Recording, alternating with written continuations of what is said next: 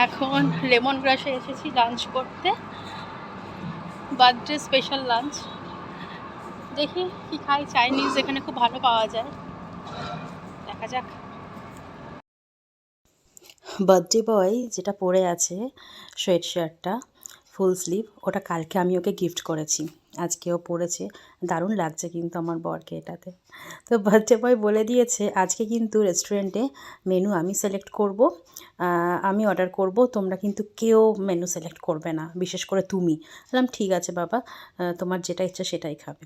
তো ওখান থেকে জানতে পারার পর ওরা একটা ছোট্ট ব্রাউনি, হট ব্রাউনি কেক নিয়ে এসেছিলো, কেক কাটিং হলো, ছোটোখাটো করে সেলিব্রেট হলো। তো তারপরে আমরা খাবার অর্ডার দিয়ে দিয়েছিলাম।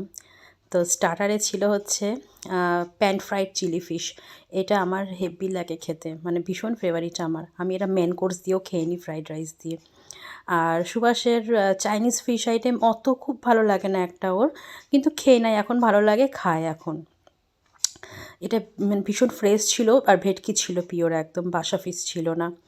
ও খাচ্ছে আর আমাকে বলছে যে আমি তো মানে চাইনিজ ফিশ আইটেম অত আগে খেতাম না, কিন্তু এখন খাই, ভালো লাগে। ভয়েস ওভার করতে হয়েছে পুরো মিউট করে, কারণ গান বাজছিল বলে আর কি।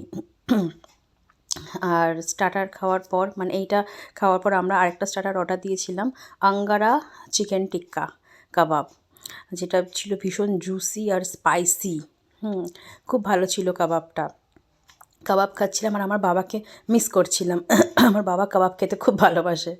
আর মেন কোর্সে নিয়ে নিয়েছিলাম বাটার গার্লিক নান, আর হচ্ছে চিকেন বাটার মশালা। চিকেন বাটার মশলাটা লেমন গ্রাসে খুব ভালো করে, আর বাটার নান তো যেমন হয় ভালোই লাগে খেতে। আর আমার বর তো ভীষণ খুশি, ওর ফেভারিট চিকেন বাটার মশালা আর বাটার গার্লিক নান পেয়ে।